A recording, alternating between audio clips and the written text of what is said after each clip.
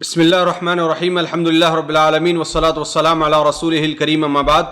آج بتاریخ 7 مارچ سن 2022 گروپ سوال شیخ مقصود حفظہ اللہ سے جوابات سیریز SSMS 489 نشر ہونے جا رہی ہے۔ امید کے بغور سماعت فرمائیں گے۔ گروپ نمبر 3 کے بقیہ سوالات شیخ محترم۔ پہلا سوال ہے، ساتھی پوچھتے ہیں کہ شیخ صاحب کسی کا انتقال ہوا کئی سال ہو گئے ہیں، اس کے بعد اتفاق سے خبر جب کھودی گئی تو قبر جب کھودی گئی تو کیا دیکھتے ہیں کہ وہاں پہ باڈی جو ہے وہ صحیح سالم ہے، تو اس سے کیا لیا جا سکتا ہے؟ کیا آدمی کے نیک ہونے کا یا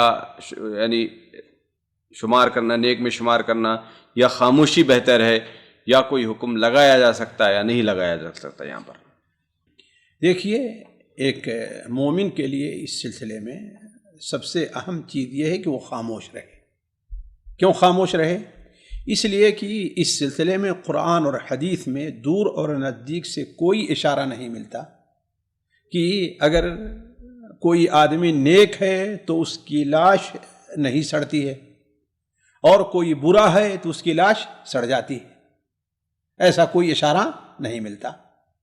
اگر اللہ تبارک و تعالی کسی کی لاش کو بطور اس کے تکریم کے نہ سڑنے دے تو یہ اللہ تعالیٰ کا فضل ہے، اور اگر اللہ تبارک و تعالی کسی اور وجہ سے اس کی لاش کو مثال کے طور پر ویسے ہی باقی رکھے تاکہ لوگ اس کی وجہ سے کہیں گمراہ ہوں، اس لیے کہ بس اوقات آزمائش میں ڈالتا ہے اللہ تعالیٰ، تو یہ بھی ایک چیز ہو سکتی ہے۔ دوسری چیز یہ ہو سکتی ہے کہ اللہ تبارک و تعالیٰ نے بعض اجسام کو الگ الگ خاصیات عطا فرمائی ہے۔ آپ اسی طور پر دیکھیں، کسی کو سردی لگتی، کسی کو سردی نہیں لگتی، کوئی بہت گرمی محسوس کرتا ہے، کوئی بالکل کمرہ بند ہے اس میں سو رہا، اس کو کچھ محسوس نہیں ہوتا ہے کہ نہیں ہے؟ تو اللہ تبارک و تعالیٰ نے اسی طریقے سے اجسام ہیں، آپ بیٹھے ہوئے ہیں، آپ بعض اجسام ایسے ہیں کہ مچھر ان کے اوپر چڑھ دوڑتے ہیں، اور بعض ایسے ہیں بغل میں ان کے اوپر مچھر ان کو، تو اللہ تعالیٰ نے اجسام کے اندر الگ الگ طبیعت رکھی ہے۔ تو ہو سکتا ہے کسی جسم کی طبیعت ایسی رکھی ہو اللہ تعالیٰ نے، یا اس حکمت کو وہ جانتا ہے، یہ غیبی چیز ہے، اس کے اوپر ہم کوئی حکم نہیں لگا سکتے جی۔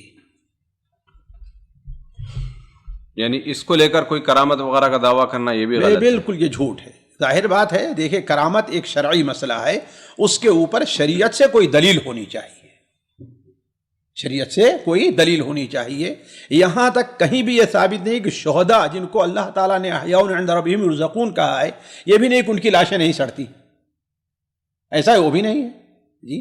بعض شہداء ایسے پائے گئے ہیں ان کے جسم کا کچھ حصہ جو ہے سڑا تھا، کچھ نہیں سڑا تھا، ہے نا، اور بعد کے بارے میں نہیں آتا ہے کہ جو قبر کھودی گئی تو جی نہیں قبر اگر کسی کی قبر اگر کھودی جاتی ہے وہاں پر وہ بوسیدہ ہو جاتی ہے تب بھی، یا سڑ جاتی ہے، یا کوئی بری حالت میں نظر آ جاتی ہے لاش، تو کیا کوئی دوسرا معنی لیا جاتا ہے؟ بھائی دیکھیے، بری حالت میں آ جائے تو اس کے اوپر بھی یہ تو کہا جا سکتا ہے کہ اللہ تعالیٰ نے اسے یہ عذاب دیا ہے، لیکن اس کی وجہ سے اس کے آگے جنتی جہنمی ہونے کا فیصلہ نہیں لگایا جا سکتا۔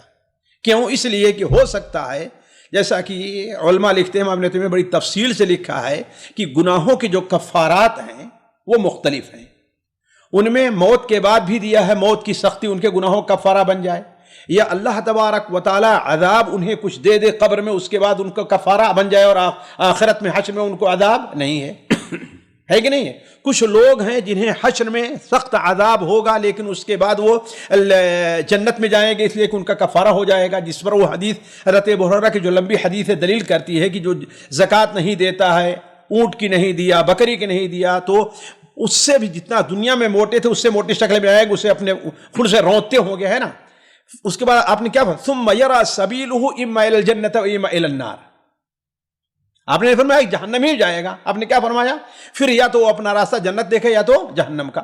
تو یہ تو اللہ تبارک و تعالی غیبی بات ہے، اس ہم کوئی فیصلہ نہیں کر سکتے اس کے بارے میں جی۔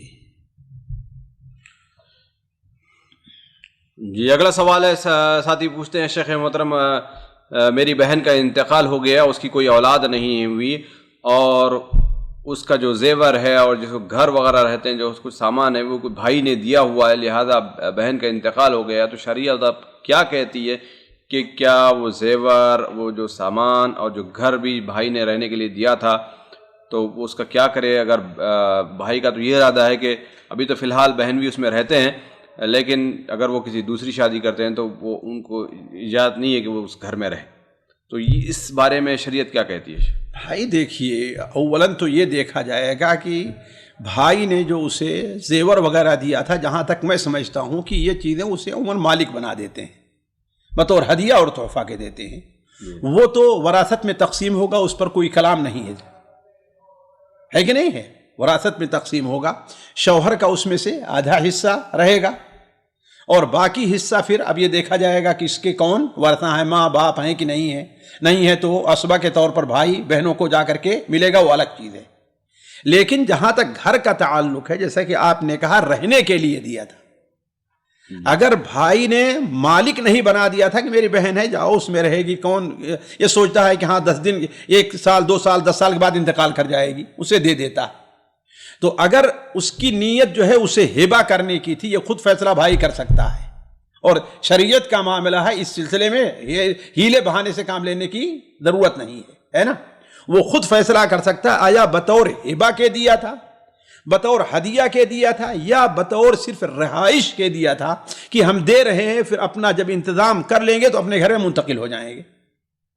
اگر یہ صورتحال تھی تو یہ بھائی کا مکان ہے، اگر وہ اپنے بہنوئی پر کرم کرتا ہے، اب جب بہن نہیں رہے گی کہ ہاں دوسری شادی کر رہا ہے کہ ان کو تکلیف ہو، ظاہر بات بہن کا بھی انتقال ہو گیا، اس کی بھی ضرورت ہے، دنیاوی ضرورت بھی ہے، جسمانی بھی ضرورت ہے بہنوئی کی، تو اگر جو ہے ان کو ان میں رہنے دیتا ہے تو یہ اپنے ثواب کے اندر گویا کہ اضافہ کر رہا ہے، اور اگر جو رہنے نہیں دیتا ہے تو اس کو لے حق بنتا ہے، جائز ہے کہ ٹھیک ہے ہم نے اپنی بہن کے لیے دیا تھا، ہماری بہن نہیں رہ گئی تو ابھی کوئی دوسرا انتظام کر لے جی، لیکن یہ شرط لگانا کہ آپ نے شادی کی تو میں آپ کو نہیں دوں گا، میں تو نہیں سمجھتا کہ یہ شرافت اور جو ہے وہ اسلامی اخوت بھائی چارگی جو ہے اس کے موافق ہے۔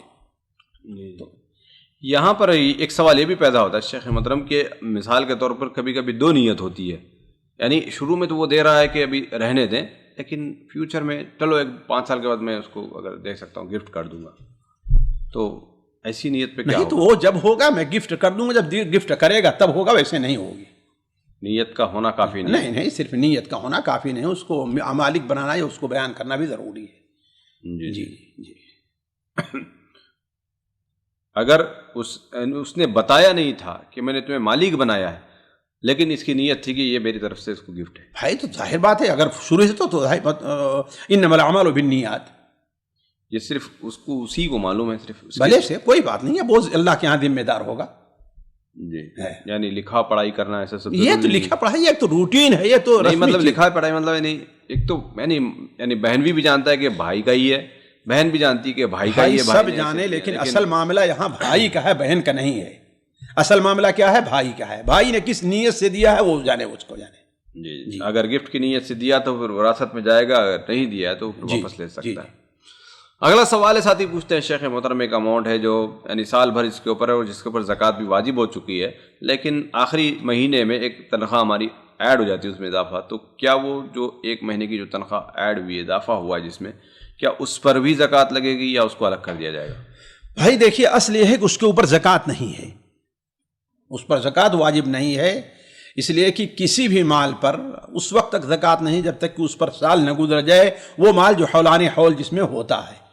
لیکن اگر کوئی آدمی اپنی آسانی کے لیے پورے اماؤنٹ کی زکوٰۃ دے دے، اس لیے کہ وقت سے پہلے زکوٰۃ دینا جائز ہے، جیسا کہ اللہ کے رسول صلی اللہ علیہ وسلم حضرت عباس بن عبد المطلب سے وقت سے پہلے زکوٰۃ لے لی تھی، تو وقت سے پہلے زکوٰۃ دینا جائز ہے، تو اگر وہ دے دے تاکہ اب سال بھر کے لیے اسے فرصت مل جائے تو یہ بھی جائز ہے، ورنہ حساب لگائے کس تاریخ کو یہ آیا تھا، اس تاریخ کو اتنے کا جو اتنے مال کیا زکوٰۃ میں، اتنے مال میں جو زکوٰۃ کا حصہ بنتا ہے اس کو اس وقت دے گا، اور باقی جس پر واجب ہو گیا اس کو ابھی دے دے، اس کو دونوں اختیار ہے۔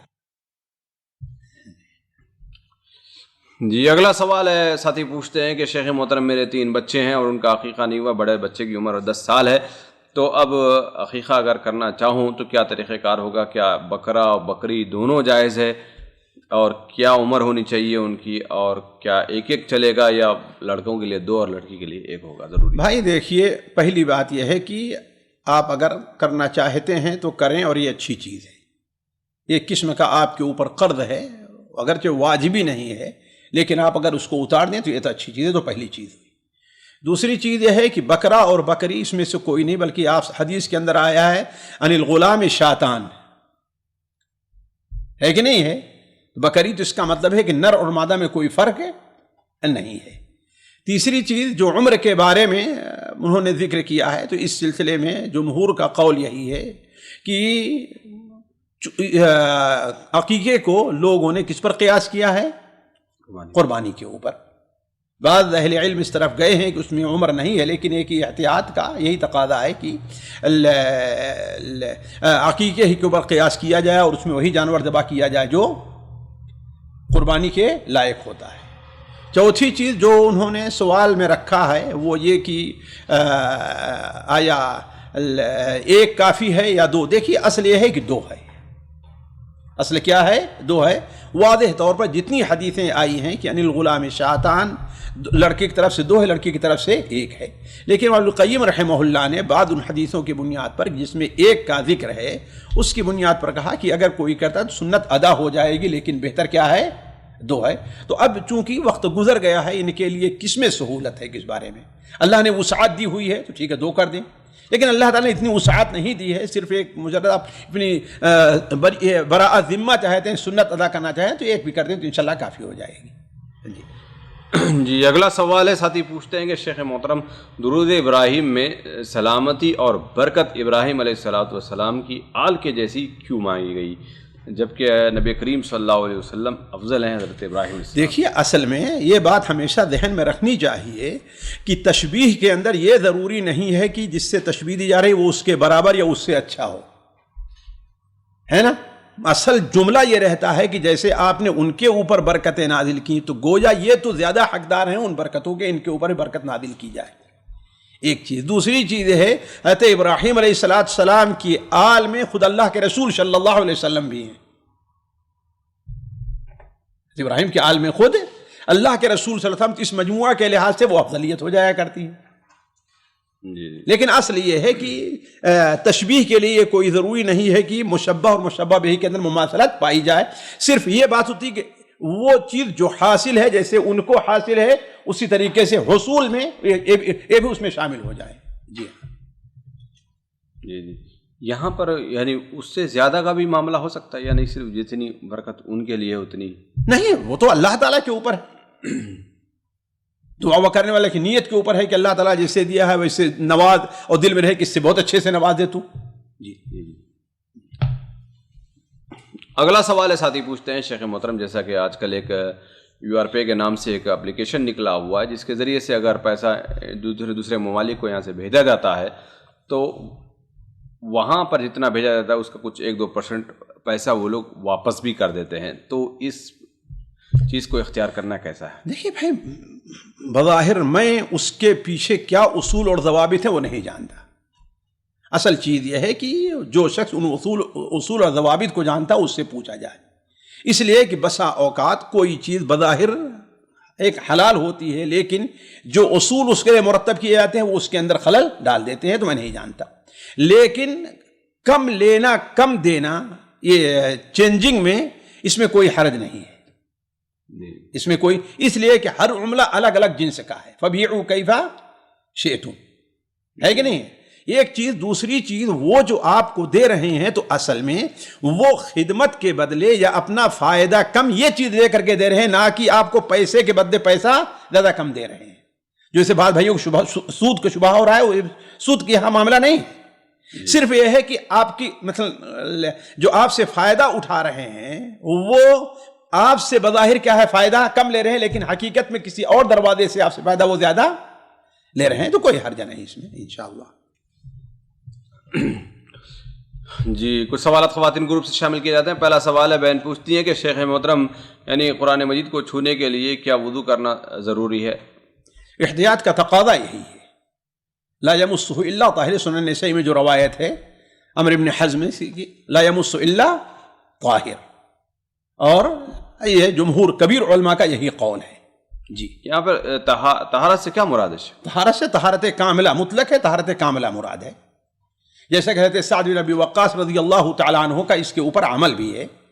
علامہ البانی نے ارواء الغلیل میں نقل کر کے اسے صحیح قرار دیا ہے کہ جب ان کی آنکھ کمزور ہو گئی تو وہ اپنے بیٹے کو کہے مصحف پکڑو تاکہ میں پڑھوں، تاکہ تم اس کا دیکھتے رہو، مراجعہ کرو، کہیں غلطی نہ ہو جائے. تو اسی اثنا میں انہوں نے دیکھا، جانتے ہیں ان دنوں میں کپڑے کی کمی تھی، اتنا وسعت نہیں تھی، اور تہبند باندھا کرتے تھے، آج طرح تہبند میں سلا نہیں رہا کرتا تھا. تو اسی درمیان میں اس نے خارش کی تو انہیں محسوس ہوا کہ اس کا ہاتھ شرمگاہ تک پہنچ گیا ہے. تو انہوں نے اپنے بیٹے سے کہا کیا تم نے ایسا کیا؟ کہا کہ آج رکھو، جاؤ وضو کر کے اور تب دوبارہ اس کو. جی یعنی اس میں تو ایک عظیمت والی پہلی باتیں بھی تو ہو سکتی ہیں بھائی، اسی لیے تو ہم نے کہا احتیاط کا تقاضا یہ جمہور کبیر، بلکہ بعض علماء نے اجماع نقل کیا ہے، اہل علم کا اجماع نقل کیا ہے کہ بغیر وضو کے قرآن مجید کو چھوا نہ جائے. البتہ پڑھنا اور زبانی پڑھنا اور بات ہے. جی اچھا، چھونا ہر ایک چیز میں حکم میں آ جائے گا؟ مثال کے طور پر نہیں، اگر دیکھیے اس چھونے کا جہاں تک مطلب ہے، وہ مصحف جو اوراق ہیں یا وہ جو کاغذات رہتے ہیں، لیکن اگر موٹی جلد میں ہے، اوپر سے کچھ رکھنا ہے کہ نہیں ہے، یا جزدان کے اندر ہے، یا اپنا کپڑا آپ نے ایسے لگا کر رکھ دیا تو کوئی حرج نہیں اس میں. نہیں، موٹی جلد میں، جیسے آج کل تو موٹی جلد میں ہی قرآن مجید ہوا ہاں، لیکن یہ ہے کہ اس کو اگر پکڑ لیں، جی بعض اہل علم نہ اس طرف بھی گئے ہیں پڑھنے کے لیے نہیں، یعنی صرف رکھنے کے لیے، تو انشاءاللہ کوئی حرج نہیں اس میں. کیونکہ ابھی اس کو دیکھ کے آگے یعنی وہ جو لوگ کارخانے میں کام کرتے ہیں، جو مستودات میں بھائی کام کرتے دیکھیے ہیں، وہ الگ مسئلہ ہوتا ہے. بسا اوقات بعض چیزیں ایسی ہوتی ہیں جو وقتی ضرورت اس کی اجازت دی جاتی ہیں، اس کو ہر ایک کو عام نہیں کیا جا سکتا. اب مدرسے میں چھوٹے بچے پڑھتے رہتے ہیں، 9 سال 10 سال 11 سال کے، کتنوں کو مجبور کریں گے آپ وضو کرنے کے لیے؟ ہے کہ نہیں ہے؟ تو بسا اوقات بعض مسائل میں دیکھیے بہت سی چیزیں شریعت کے اندر جو واجب ہیں، حرام ہیں، مستحب ہیں، ان میں درجات اور کوالٹی ہیں. ہر ایک کو ایک درجے میں نہیں رکھا جا سکتا ہے. بعد میں بڑے عذر کے تحت اس میں اجازت دی جاتی ہے، بعد میں معمولی عذر کے تحت اس میں اجازت دی جاتی ہے. تو یہ وقت ضرورت کی بات اور حاجت کی بات ہے. جی اس پر آپ یہ نہ قیاس کیجئے کہ جو مسنے میں ہیں ان کو عام لوگ قیاس کر لیجیے، اس کے لیے کوئی پریشانی نہیں اٹھ کے چھونے میں اور پڑھنے میں. جی الگ حکم رہے گا. جی اگلا سوال بہن نے ایک دعا بھیجی ہے، اس کی صحت پوچھتے ہیں کہ اللہم اغفر لنا قبل الموت وارحمنا عند الموت ولا تعذبنا بعد الموت. کوئی بھائی دیکھیے، اولاً تو یہ دعا مجھے نہیں یاد ہے کہ ہاں کسی کتاب کے اندر موجود ہے، ایک چیز. دوسری چیز، اس کی جو صیغے ہیں ایسا لگ رہا ہے کہ یہ اللہ کے رسول کا کلام نہیں ہے. اس میں تعدی فی الدعا پایا جا رہا ہے، ولا ان اللہ لا يحب المعتدین، ودعوه خوفا وطمعا، ہے نا لوگ. اس لیے کہ بس اے اللہ تعالیٰ مجھے معاف کر دے، لیکن موت سے پہلے موت کے بعد یہ وہ اس قسم کی دعائیں اللہ کے رسول کی نہیں ہے. جی اگلا سوال ہے، بہن پوچھتی ہیں کہ کیا فرشتوں کو قرآن پڑھنا نہیں آتا ہے، وہ صرف سنتے ہیں قرآن کو، اور کیا شیطان قرآن پڑھ سکتے ہیں یا نہیں؟ قرآن پڑھنے لگے شیطان تو اس کو ہدایت مل جائے گی. دیکھیے بسا اوقات ایسے مسائل لوگ چھیڑتے ہیں جن مسائل کی کوئی ضرورت نہیں رہتی، بلکہ ایسے ہی مسائل سے متعلق اللہ کے رسول کی حدیث ہے کہ وَكَرِهَ لَكُمْ قِيلَ وَقَالَ وَكَثْرَةِ السُّؤَالِ وَإِضَاعَةِ الْمَالِ. تو یہ کثرت السؤال کے اندر ہے، یعنی وہ چیز جس کی ضرورت نہیں ہے. یہ بات. دوسری بات یہ ہے کہ قدیم علماء نے اس کے اوپر کوئی گفتگو نہیں کی ہے. اگر مجھ سے بھول نہیں یا میرا ناقص علم جو ہے، سب سے پہلے اس سلسلے میں گفتگو امام ابن صلاح رحمہ اللہ نے کی ہے. امام ابن صلاح نے ان کے ساتھ سوال کیا گیا تو انہوں نے یہ موضوع چھیڑا تھا کہ فرشتوں کو اللہ تعالیٰ فرشتوں قرآن نہیں پڑھ سکتے. کیوں؟ اس لیے کہ اللہ تعالیٰ نے یہ فضیلت صرف انسان کو دی ہے، یہ کرامت تکریم انسان کی ہے کہ وہ پڑھے اور کسی کو نہیں ہے. لیکن امام ابن صلاح رحمہ اللہ کے بڑے احترام کے بعد یہ بات عرض کی جائے کہ اولاً تو امام ابن صلاح رحمہ اللہ نے کہاں سے بات کی؟ یہ تو غیبی بات ہے نا، یہ تو غیب کی بات ہے کہ فرشتے پڑھتے ہیں کہ نہیں پڑھ سکتے ہیں، شیطان پڑھتا ہے کہ نہیں پڑھتا ہے، یہ غیب کی بات ہے. آخر اس کی دلیل کیا ہے؟ غیبیات کے بارے میں اس طریقے سے تخرصات سے کام لینا، یہ چیز میں نہیں سمجھتا کہ مناسب ہے. واللہ عالم، وہ بڑے امام ہیں، ان کے احترام کے ساتھ. اسی کے ساتھ ساتھ ایک بات اور بھی ہے کہ بعض آیات اور احادیث سے اشارہ ملتا ہے کہ فرشتے قرآن پڑھتے ہیں، جیسے والصافات صفا والزاجرات زجرا والتالیات ذکرا.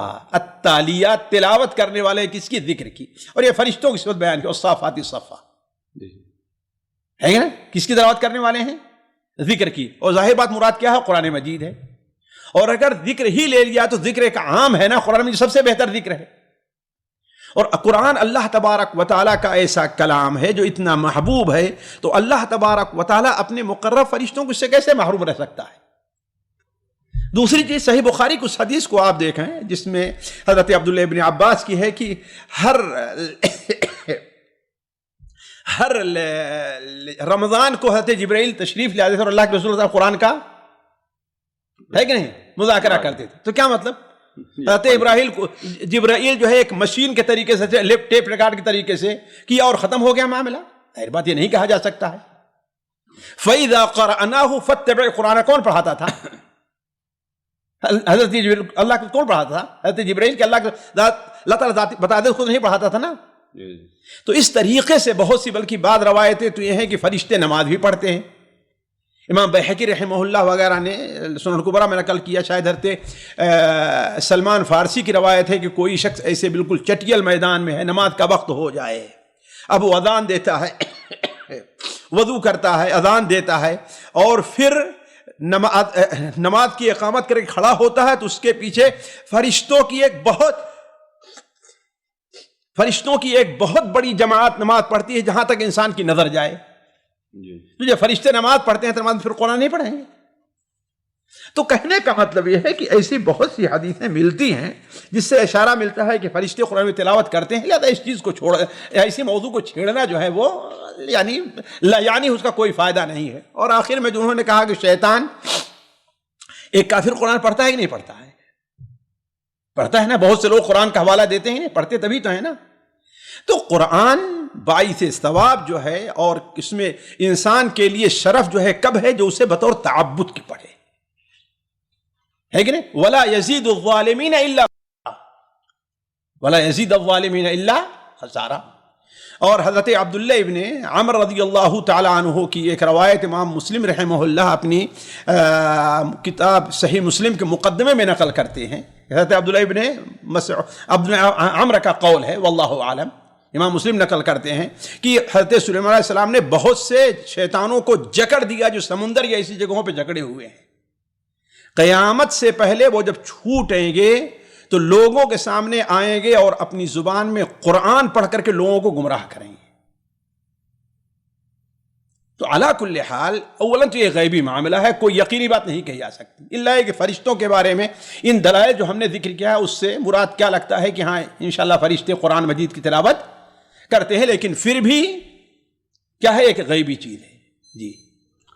جی شیخ صاحب، اسی کے قریب کا ایک سوال آتا ہے کہ بہت سارے لوگ سوال کرتے ہیں کہ یعنی فلاں نبی کی کتنی بیویاں تھیں، ان کا کتنا مہر تھا، ان کی ولادت کہاں ہوئی، کہاں زندہ کہاں.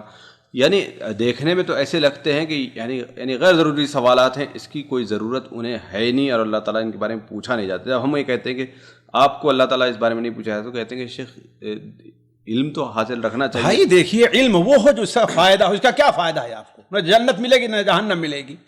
اور اگر یہ کوئی فائدے کی چیز ہوتی تو اللہ تعالیٰ اسے ہمیں آپ کو جاہل نہ رکھتا، ہمیں اور آپ کو جاہل نہ رکھتا.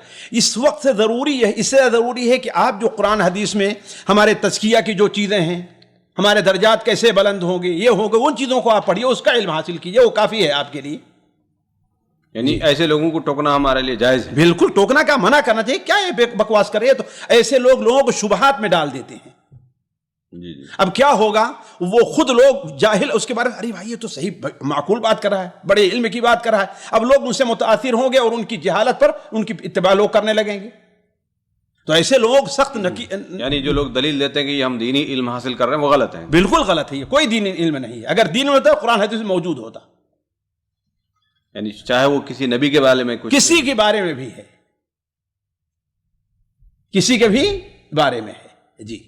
اب آدم علیہ السلام دیکھیے، ہمارے سلف جو ہے اس سلسلے میں کتنے محتاط تھے. حضرت سفیان ثوری یہ شعبہ ہیں، ان سے پوچھا گیا کہ آدم علیہ السلام کے نکاح کس نے پڑھایا تھا؟ کہا بھائی میں، یا مہر کیا تھی؟ کہا میں اس بارات میں حاضر نہیں تھا. ختم ہو گئی. میں اس بارات میں حاضر نہیں تھا، کون پڑھا تھا جانے. اگر اس کی کوئی فائدہ ہوتا ہمارے دین کا یا دنیا کا. دیکھیے بسا اوقات ایک انسان کی ایک شہوت رہتی ہے، بس اس کا کوئی فائدہ جی. اگر کوئی ایسا علم حاصل بھی کرتا ہے کوشش کرے تو اس کو کوئی ثواب کی کوئی نیت فائدہ نہیں، کوئی فائدہ نہیں ہے اس کا، یعنی ثواب بلکہ اس کے لیے یہ اس کے لیے اپنا وقت ضائع کر رہا ہے.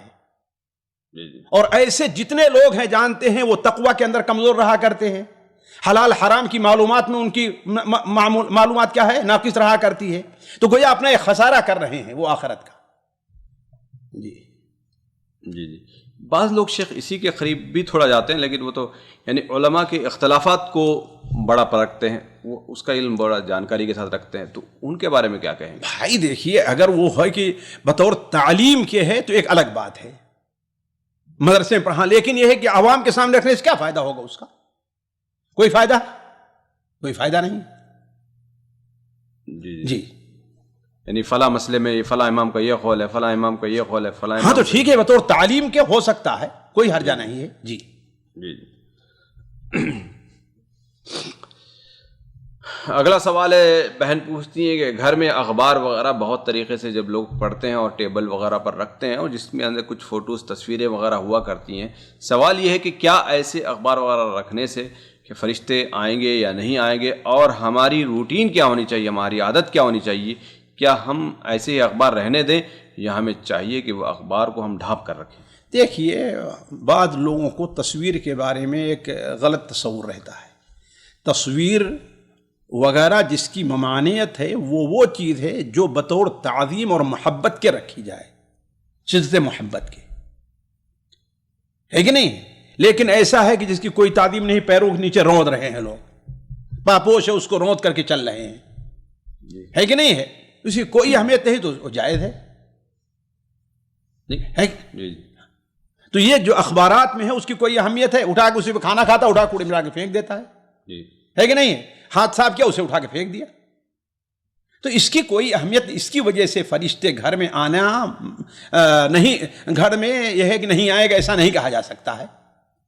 اب اس حدیث کے اوپر بھی آپ غور کریں جو سنن ترمذی میں ہے، کیا ہے، مائی عائشہ رضی اللہ عنہا بیان فرماتی ہیں کہ جبرائیل نے اللہ کے رسول سے وعدہ کیا تھا لیکن آئے نہیں. دوبارہ آئے تو کہا کل میں اس لیے نہیں آیا کہ آپ کا جو یہ پردہ لٹک رہا ہے یہ ہے نا، اس کے اوپر تصویر ہے اور گھر میں کتا تھا، تو اس کو اٹھاؤ اور اسے مثلا تکیہ وغیرہ بناؤ، اسے روندا جائے، اسے کیا کیا جائے، روندا جائے، اور یہ کتے کو گھر سے نکال دو. تو معلوم یہ ہوا کہ وہ تصاویر مثال کے طور پر جو پاپوش وغیرہ پر ہے یا کسی نے تکیہ پر بنا دیا اور اس کے اوپر رگڑا، جس کی یعنی کوئی تعظیم نہیں ہے، لٹکایا ہوا نہیں ہے، تو اس کی کوئی اہمیت نہیں ہے انشاءاللہ. یہ الگ مسئلہ ہے کہ انسان پرہیز کرے بچے، الگ مسئلہ ہے. ایسی جگہ اخبار نہ رکھے کہ ہاں خاص طور پر بعد آج کل جو ہے وہ یا تو سیاسی لیڈروں کو اتنا بڑا کر کے بنایا جس سے انسان کو تعظیم کا جذبہ پیدا ہو، یا یہ ہے کہ بعض فحشہ عورتوں کی جو تصویر رہا کرتی ہے جس سے انسان کا میلان ہو. اگر عام تصویر ہے تو کوئی حرج نہیں ہے اس کو. جی جی جی. یعنی وہ ایسے چھوٹی موٹی جو تصویریں ہوا کرتی ہیں اس سے فرشتوں کے آنے جانے میں کوئی فرق نہیں پڑتا، وہ بطور تعظیم کی اگر آپ رکھتے ہیں تو اس کا مسئلہ ہے. جی یعنی ایسی کیا اس میں حکمت ہے شیخ؟ اللہ جانے کیا حکمت ہے. جی یعنی اللہ کے رسول نے منع فرمایا ہے اور یہ کہا ہے، لیکن فرشتے کیوں نہیں آتے ہیں؟ اچھا ایک فوٹو جو ہے نا لگی ہوئی ہے تو نہیں آئے گا، اور فوٹو نیچے رکھی ہوئی ہے تب وہی تو اس لیے کہ وہ بطور تعظیم کی اہمیت کے، اس کی کوئی اہمیت نہیں ہے. وہی فوٹو نیچے اتار کے ٹھیک ہے، اس کا مطلب آپ نے وہاں اہمیت دے دی اس کو، اور یہاں اس کو آپ نہیں آئیں گے اور نیچے رکھیں گے وہ فوٹو تو کوئی مسئلہ نہیں. ٹھیک، بہت سی چیز ہیں. آپ جو ہے کسی آدمی کو وہاں پر بیٹھائیں تو آپ اس کی قدر کرتے ہیں، اور اگر آپ کے ساتھ کوئی عالم گیا، یہ گیا، جلسے میں اسے نیچے بیٹھا جگہ ملے تو آپ بھی واپس چلے جاتے ہیں. ایسا ہوتا ہے کہ نہیں ہوتا ہے کہ ارے ہمارے مولوی صاحب کو بھی کوئی اہمیت نہیں دی گئی تو ہمیں اس جلسے میں حاضری کیا فائدہ ہے؟ حالانکہ کوئی بات نہیں بھائی، جیسے وہاں بیٹھے ویسے یہاں بیٹھ جائیں گے. تو انسان کو جگہ کا بہت فرق، جگہ کا یہ اور جو جذبہ رہتا ہے اس کا بہت فرق پڑتا ہے. یعنی فرشتوں کو فوٹو کی تعظیم سے جی نفرت ہے. جی. اگلا سوال بہن پوچھتی ہے کہ شیخ محترم، احادیث میں 3 بچوں کے بات کرنے کا یہ آتا ہے، ذکر آتا ہے کہ ایک حضرت عیسیٰ علیہ السلام کا واقعہ اور صحابی جریج کا واقعہ، اور ایک جس میں ماں کے گھوڑ سوار کہتے ہیں، اور اس طریقے سے ایک صحیح بخاری اور صحیح بخاری میں حدیث، مگر ہم نے ایک اور سنا کہ جس میں ایک بچہ جو یعنی کہتی ہے کہ اماں تو حق پر ہے اور آگ میں یا تیل وغیرہ میں بھائی دیکھیے اس سلسلے میں جو اصل چیز ہے وہ یہ ہے کہ صحیح بخاری اور صحیح مسلم میں جو روایت ہے اور اس کی سند پر کوئی کلام نہیں، وہ یہی تین ہیں، البتہ باقی جو ہیں ان کی روایات اہل علم مختلف ہی ہیں، جیسے وہ فرعون کے بیٹی کو کنگھی کرنے والی عورت کا جو قصہ ہے، جو عورت کا قصہ ہے، اس میں اللہ کے رسول صلی اللہ علیہ وسلم نے یہ نہیں کہا ہے کہ گود میں، حضرت عبداللہ عباس نے کہا کہ ایک ابھی یعنی اس نے گود میں، ہو سکتا ہے کہ وہ بات کرنے کے لائق ہو، اللہ تعالیٰ نے اسے یہ ہمت اور یہ چیز سکھا دی ہو، ہے کہ نہیں ہے؟ اسی طریقے سے خندق والوں کا معاملہ جو ہے، تو اگر اس کی سند صحیح ہو جاتی ہے، جیسے کہ علامہ البانی وغیرہ اس کو صحیح کہے ہیں، اور جو فرعون کے بیٹی کو کنگھی کرنے والی عورت کا قصہ اسے علامہ البانی تو صحیح نہیں کہتے، لیکن دوسرے جیسے احمد کے محققین ہیں وہ لوگ اس کو صحیح کہتے ہیں، تو اس میں یہ ہوتا ہے جیسے بہت سی چیزوں میں ہے، اللہ کے رسول صلی اللہ علیہ وسلم کو پہلے یہ بتایا گیا، پھر آپ کو وہ اس کے بارے میں بتایا گیا کہ ہاں بھائی اس نے بات کی، کوئی حرج نہیں، ایسے بہت سے واقعات آتے ہیں جی۔ اگلا سوال ہے، بہن پوچھتی ہے کہ شیخ محترم مسجد میں عورتوں کی صف میں کندھے سے کندھا ملانا ضروری ہے یا پیر سے پیر ملانا ضروری ہے؟ صحیح طریقہ کار کیا ہے عورتوں کا صف میں کھڑے ہونے کا؟ دیکھیے اصل طریقہ کار یہی ہے کہ اس قدر قریب ہو کر کھڑی ہوں کہ درمیان میں کوئی جگہ نہ رہ جائے، اور زیادہ افضل یہ ہے جیسا کہ صحیح بخاری میں ہے کہ صحابہ کرام رضوان اللہ علیہم اپنے قدم کو دوسرے قدم سے ملا کے کھڑے ہوتے تو اس میں کھڑا ہویا جائے، ہے کہ نہیں؟ لیکن بسا اوقات یہ ہوتا ہے کہ بتا موٹاپا ہوتا ہے، عمر کا تقاضا ہوتا ہے، بڑی ہوتی ہے، یعنی تو اگر پیر نہیں مل سکتا ہے، کوئی عذر ہے، تو کم سے کم درمیان کے اندر کوئی جگہ نہیں رہنی چاہیے، یہ طریقہ ہے جی۔ اگلا سوال ہے، بہن پوچھتی ہیں کہ شیخ محترم صدقہ جاریہ کرنے کے لیے یعنی ایسے کام جس کی وجہ کے بعد ہماری موت کے بعد بھی ہمیں ثواب ملتا رہے، وہ کون سے؟ دیکھیے علماء نے عموماً جو ہے وقف کو صدقہ جاریہ میں شمار کیا ہے، اس کو ایک آپ قادر ہے کہ ایسا عمل، چاہے وہ کنواں کی شکل میں ہے، چاہے وہ نہر کی شکل میں ہے، چاہے وہ کتاب کی شکل میں ہے، چاہے وہ گھر آپ نے وقف کر دیا اس کی شکل میں، چاہے مسجد کی شکل میں ہے، ایسی چیز جس کا ثواب کا سلسلہ برابر جاری ہے وہ صدقہ جاریہ ہے، بس صحیح نا؟ یعنی مسجد ہے، مسافر خانہ ہے، آج کل جیسے یتیم خانہ ہو جائے بنا دیا ہے کہ نہیں؟ اسی طریقے سے بچے ہیں ان کے لیے آپ نے تعلیم گاہ کوئی بنا دی ہے، نہر ہے، کنواں ہے، آج کل جو نل چلتا ہے وہ کھدوا دیا ہے، کتاب جو ہے کوئی مصحف ہے، یا ایسی چیزیں جس کا فائدہ لوگوں کو برابر چل رہا ہے، وہ چیزیں نہیں جیسے کھانا ہے، کپڑا ہے، 2 دن 3 دن مہینہ 6 مہینہ پہلے وہ ختم ہو جائے گا، ہے کہ نہیں ہے؟ ایسی چیز نہیں، ایسی چیز جس کا ثواب کیا ہے برابر جاری ہے، وہ چیز جو ہے وہ صدقہ جاریہ میں شمار ہوگی جی۔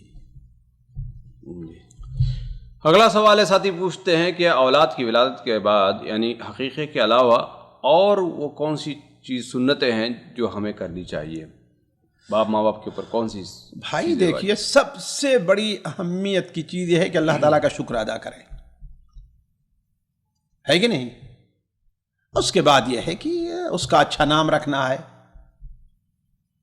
اس کے عقیقہ کرنا ہے، اس کے بال جو ہے چھلانا ہے کہ نہیں؟ اس کا ختنہ کرنا ہے، اس کا ختنہ کرنا ہے، یہ ساری چیزیں جو ہیں وہ اس کے اس نئے بچے کی استقبال کے آداب کے اندر داخل ہیں جی۔ جو چاندی وغیرہ تول کے جو وہ عقیقہ، جی ہاں، وہ بھی ایک چیز ہے، یعنی بچے کے بال کو جو چھیلا جائے تو اس کے وزن کے برابر جو ہے چاندی صدقہ کر دیا جائے جی۔ بچے کا نام اچھا رکھا جائے، بال چھلایا جائے، ہے کہ نہیں؟ اس کا عقیقہ کیا جائے، اس کا ختنہ کیا جائے، یہ ساری چیزیں جو ہے اس آداب میں داخل ہیں۔ اگلا سوال ہے، بہن پوچھتی ہیں کہ شیخ محترم اگر کسی کا شوہر یعنی کسی بیوی کو اپنی بیوی کو رمضان کے جو قضا کے جو روزے ہیں وہ رکھنے سے منع کرتا ہے تو کیا بیوی کو اس کی اطاعت کرنا ضروری ہے؟ قطعاً جائز نہیں ہے، چاہے وہ طلاق دے دے، جی چاہے وہ طلاق دے دے، لیکن یہ ہے کہ اس کے کہنے سے منع کرنے سے روزہ نہیں، اور اگر نیت کرتی ہے زبردستی توڑواتا بھی ہے پھر بھی اس کا روزہ نہیں ٹوٹے گا۔ جی جی اب یہاں کس حد تک اس کو جانا یعنی طلاق تک بھی جا سکتی، طلاق تک، قتل بھی کر دے کوئی بات نہیں، جی ایسے شوہر کے ساتھ رہنا جائز ہی نہیں ہے جی جو شوہر فرائض ادا کرنے سے وہ اپنی بیوی کو روکتا ہے، ایسا شوہر ظالم ہے، خطرہ ہے کہ کہیں منافق تو نہیں ہے، نعوذ باللہ، میں کسی شخص پر حکم نہیں لگاتا، لیکن یہ ہے کہ فرض روزے نہ رکھنے دے، سوچنے کی بات ہے، فرض نماز نہ پڑھنے دے، بلکہ اس پر تو خوشی ہونا چاہیے کہ چلو بھائی ہمارے اندر کمی ہے، ہم کمزور ہیں، کم سے کم ہماری بیوی ہو سکتا ہے اس کی نیکی وہ اللہ تعالیٰ ہماری مغفرت کر دے، ساتھ دینے بجائے خوشی ہونے بجائے منع کرتا ہے تو یہ تو مجرم ہے انسان۔ جی سامعین کرام، ہمارے علمی اور عوامی دروس اور سوال و جواب کی مجلسوں سے آپ خود بھی مستفید ہوں اور اپنے دوست و احباب کے ساتھ بھی شیئر کریں۔ عین ممکن ہے کہ آپ کے شیئر سے کسی کی اصلاح اور آپ کے لیے صدقہ جاریہ بن جائے۔ واٹس ایپ پر اسلامک میسج حاصل کرنے کے لیے نمبر نوٹ فرمائیں: یعقوب عزیز 00966 5089595707۔ واٹس ایپ سوال جو آپ گروپ میں ایڈ ہونے کے لیے نمبر نوٹ فرمائیں: عبدالسلام عمری 00966 50262762۔ نمبر بھیجتے ہوئے نام اور پتہ ضرور لکھیں۔ اسی طرح ہمارے یوٹیوب چینل اسلامی دعویٰ کو ضرور سبسکرائب کریں تاکہ ہماری ہر نئی اور اہم ویڈیو کی اطلاع آپ کو فوری حاصل ہو جائے۔ تمام دروس، مقالات اور سوال و جواب سیریز کے لیے ہماری مشہور ویب سائٹ www.islamidawah.com کا مشاہدہ کرتے رہیں۔ السلام علیکم ورحمۃ اللہ وبرکاتہ۔